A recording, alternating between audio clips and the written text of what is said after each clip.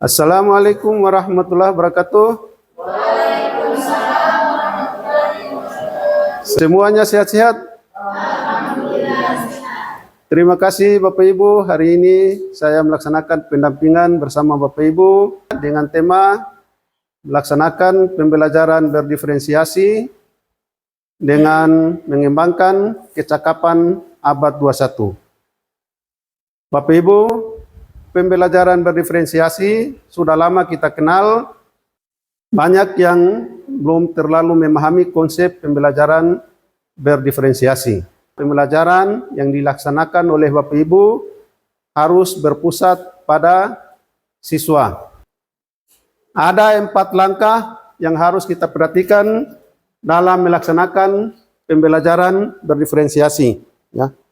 Yang pertama, kita perlu memperhatikan kebutuhan belajar peserta didik dengan menggunakan 3 aspek, yaitu kesiapan belajar, minat belajar, dan profil belajar siswa. Yang kedua, kita harus merencanakan strategi pembelajaran berdiferensiasi dengan menggunakan diferensiasi konten, diferensiasi proses, dan diferensiasi produk.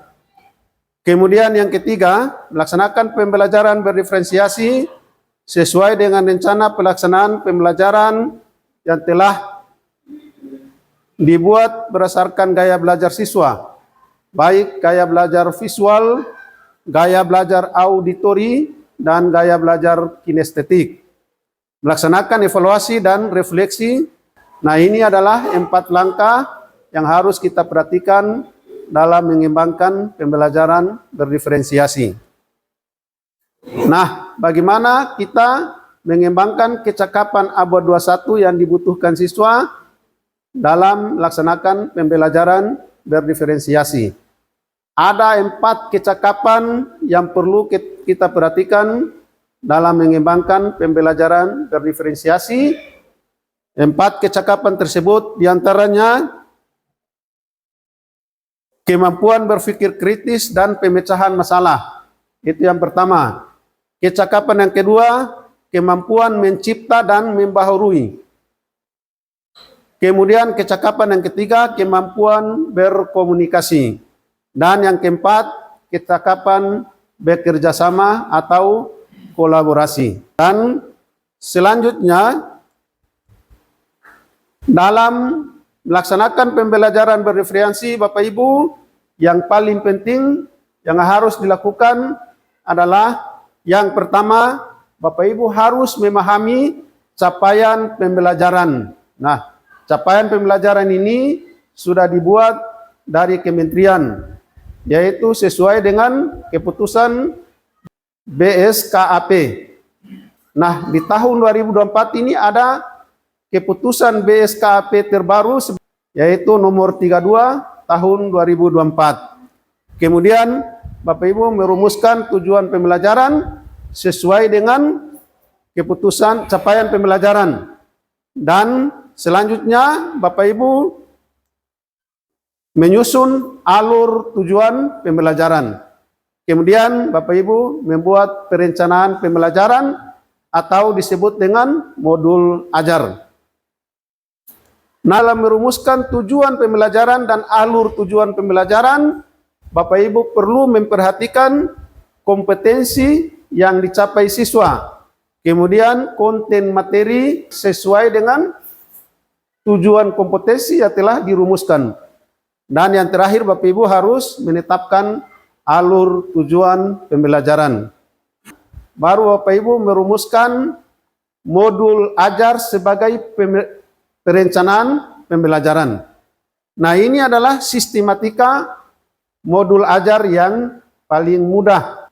Mulai dari identitas, kemudian tujuan pembelajaran yang diambil dari alur tujuan pembelajaran. Kemudian Bapak Ibu mulai dengan asesmen formatif, yaitu asesmen awal pembelajaran. Kemudian Bapak Ibu menentukan model dan metode pembelajaran yang digunakan, ya.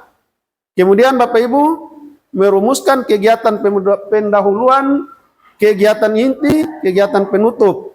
Jangan lupa Bapak Ibu, dalam pembelajaran berdiferensiasi yang paling fokus diperhatikan adalah refleksi di akhir pembelajaran. Dan di dalam modul ajar ada dua lampiran yang perlu Bapak Ibu perhatikan, yaitu lembar kerja peserta didik, kemudian bahan ajar. Nah, ini adalah aspek penting dari perencanaan pembelajaran atau kita sebut dengan modul ajar. Nah, di kegiatan pendahuluan Bapak Ibu dalam pengembangan pembelajaran berdiferensiasi, Bapak Ibu perlu perhatikan yang pertama, mengembangkan sikap religius dan nasionalisme agar tercapai pencapaian profil pelajar Pancasila.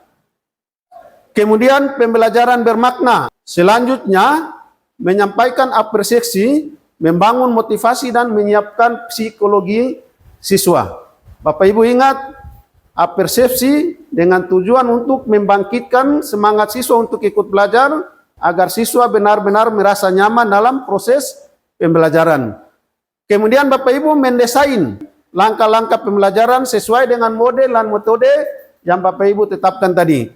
Dan Bapak Ibu melaksanakan asesmen formatif di kegiatan inti dalam pembelajaran berdiferensiasi. Tentu Bapak Ibu memperhatikan langkah-langkah pada model pembelajaran yang Bapak Ibu tetapkan sebelumnya. Contoh langkah-langkah yang Bapak Ibu perhatikan. Pertama, Bapak Ibu harus menyampaikan tujuan pembelajaran, ya. Kemudian menyajikan informasi secara singkat, mengorientasikan siswa sesuai dengan tujuan pembelajaran. Kemudian Bapak Ibu mengorganisasikan pada beberapa kelompok yang beranggotakan 3 sampai 5 orang. Kemudian Bapak Ibu mengorganisasikan siswa untuk meneliti dan melakukan investigasi agar data-data yang dapat mendukung kegiatan belajar pada materi yang telah Bapak Ibu rumuskan. Bapak Ibu membimbing siswa untuk berdiskusi agar siswa selalu aktif dalam kegiatan pembelajaran. Kemudian langkah selanjutnya Bapak Ibu membimbing siswa untuk menyajikan hasil karya atau hasil kesimpulan yang telah dibuat. Dan yang keenam, mengajak siswa untuk melakukan analisis dan evaluasi terhadap materi yang dipresentasikan oleh kelompok lainnya. Jadi mengajak siswa untuk berpikir kritis di sini. Dan yang terakhir, memberikan penghargaan. Nah, ini adalah 7 langkah yang perlu Bapak Ibu perhatikan. Dalam pembelajaran berdiferensiasi, ada 3 keragaman peserta didik yang Bapak Ibu harus perhatikan. Ya, keragaman minatnya. Yang kedua, Bapak Ibu juga harus memperhatikan kesiapan belajar siswa. Dan yang terakhir, Bapak Ibu perhatikan profil belajar siswa.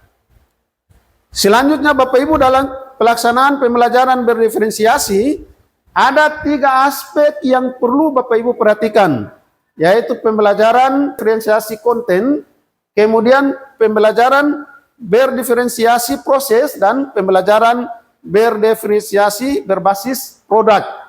Nah, Bapak Ibu pada saat memberikan pembelajaran dan memberikan instruksi dalam proses pembelajaran harus mengenal 3 gaya belajar Ibu itu. Ya, ini adalah hal-hal yang perlu kita perhatikan dalam proses pembelajaran berdiferensiasi.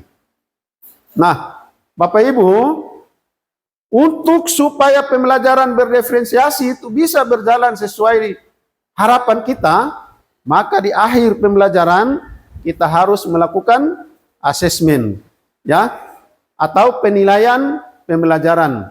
Di dalam asesmen pembelajaran di pembelajaran berdiferensiasi itu kita kenal dengan asesmen 3P.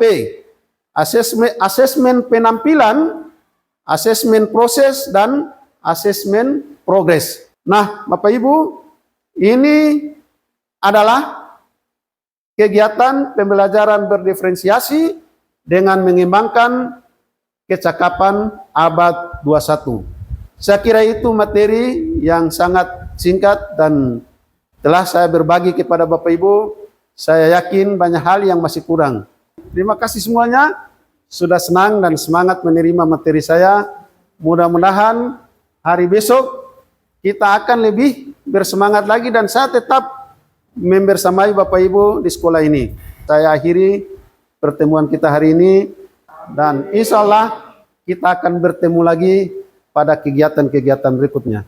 Assalamualaikum warahmatullahi wabarakatuh. Waalaikumsalam warahmatullahi wabarakatuh.